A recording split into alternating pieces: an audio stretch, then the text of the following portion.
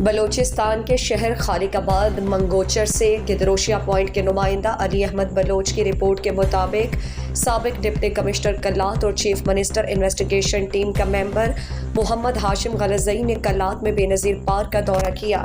Pakistan Peoples party کے senior رہنما ارباب میر احمد دہوار سے ملاقات کی۔